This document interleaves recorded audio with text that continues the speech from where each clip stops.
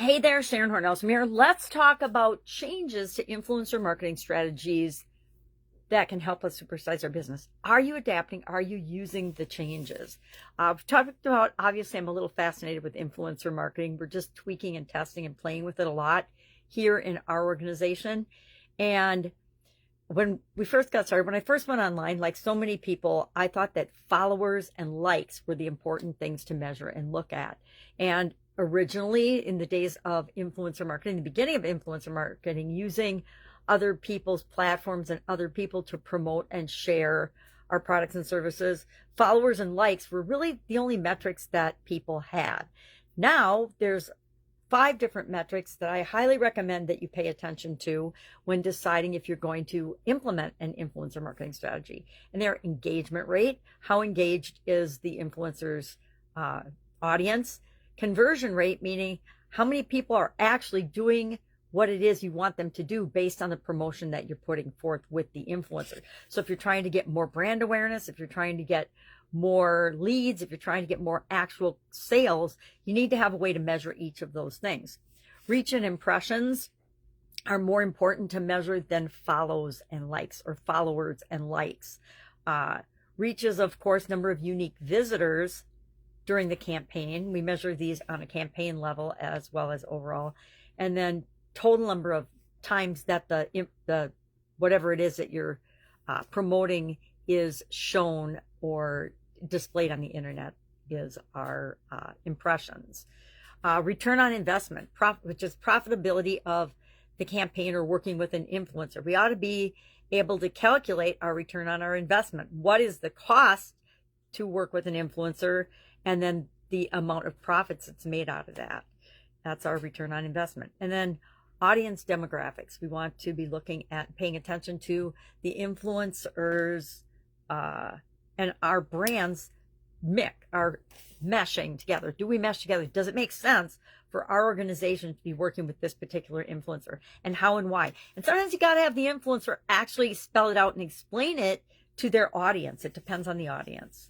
Adaptive strategies that if we are not adapting, that we want to probably pay attention to immediately are selecting the right influencers. Talk about this a lot. It's like selecting the right partners. It's like selecting the right vendors. It's like selecting the right people to add to your team or to work in your organization or to outsource to. Those are decisions that should not be made lightly. They need to be made based on a couple criteria, especially for influencers, would be authority and trustworthiness. Are they a match for your brand? Are they an authority in your industry? Are they a trusted source in the industry? If they're not, probably not the right influencer to tag along with or hook up with. What's their content quality and relevance to your organization, your business, your product or service, or what it is that you do to help people and to people that you would want to join your customer and client list? And then audience alignment, of course. Are you and is their audience the people that you're trying to reach, the people that you can best serve and help with your products or services? Another way to adapt is, nowadays we used to all go for, just like television advertisers was the holy grail of how to reach the most people, macro influencers or influencers that have 1 million or more followers are like the television ads in my mind. But we're seeing a switch and a trend from macro influencers to micro influencers. A micro influencer is somebody with up to 100,000 followers. Now, again, we're still hanging on to the old metrics of looking at number of followers, but we have to do a deeper dive to determine if it's the right influencer for us or not. We're looking for, by using and partnering up with micro influencers, we're using a more engaged, more credible influencer. Theoretically, this is not always true. A lot of people can buy fake followers, and there's fake accounts. I think X has actually got, and Elon Musk is the only one that's telling us, millions and millions of fake dummy accounts, and I think they're trying to clean them out. But if they do, of Facebook's 2 billion people, how many of those are actually fake accounts created by people that would never be a customer for us? Probably a lot. We want to look at and improve engagement by using micro influencers, not the great big giant ones. Just like not advertising to everybody, we filter out a lot of the people that wouldn't ever engage with us. And engaging is a sign of real people. Well, theoretically, except with, I would say, political posts and things, or media and news posts and things. We want to optimize our budget, and we're able to do that if we're working with smaller influencers versus the big mega macro influencers. We want to emphasize content authenticity, and this is probably the biggest way for us to do anything online, is to be authentic and upfront and transparent with who we are and our business and how we serve people and how we help people.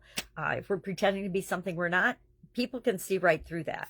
We do this through storytelling, through being transparent, sharing information and things about our business that people would care about.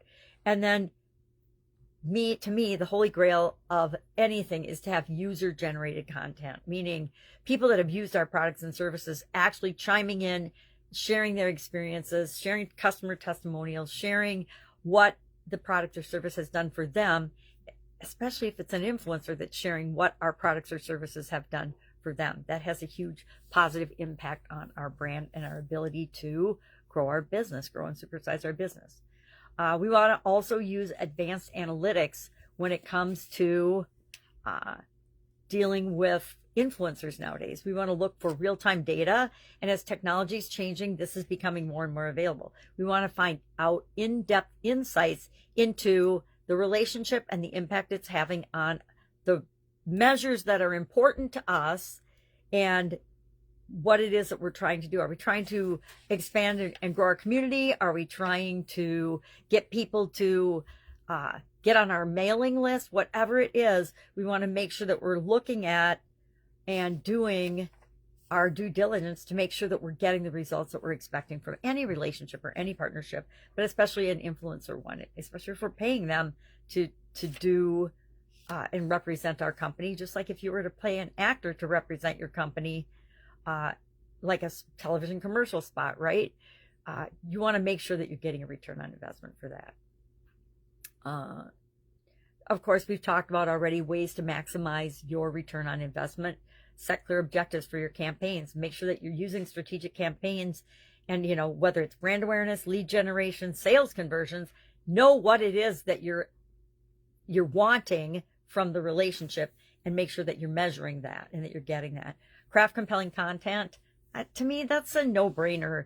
If you want people to watch your stuff, if you want people to pay attention to your stuff, it's got to be what they want to see, right? It's got to be good for them. Include a call to action. Include and use creative formats. Don't always share the same way, the same thing. I'm quite guilty of this. But mix it up a little so that people don't get bored. Monitor and adjust your campaigns as quickly as you possibly can. If you're not listening to customer feedback, you're not listening to the engagement or lack of engagement and tweaking and changing and adjusting what you're doing, then you're just kind of spinning your wheels and wasting your time and energy and resources. Future trends, we've talked about these as well. Our artificial intelligence and machine learning are here to stay. I say use them for predictive analysis, use them for influencer matching. That's going to be a wave of the future. You won't have to figure it all out. You can actually use AI and machine learning to go and search out the best influencers for you, and for performance optimization, so that we can actually in real time tweak and change our strategies and our promotions and maybe even our influencers based on the results that we're getting. Future is looking like it's going toward nano influencers, meaning super small audiences, but there is a deeper connection to these audiences. Somebody that's got 1,000 followers might think, oh, they only have 1,000 followers. But if it's 1,000 people that know, like, and trust them, watch them on a regular basis, take their advice and listen to them, that is a gold mine. It's more cost effective to deal with smaller influencers, as well as to help us with our community building. And since the way of the future is to build our own little ecosystems of people that know, like, and trust us, that is a very powerful way to fill your ecosystem quickly and then expand and grow and supersize it. And then we'll also in the future see advanced measurement tools. We'll see more what they call sentiment measuring, meaning sentiment analysis, the emotional impact of different things that we're doing and different strategies we're using. We'll be able to measure that. We'll also see attribution models, meaning how is this influencer's impact actually, or how does, when they do this, it create a certain result.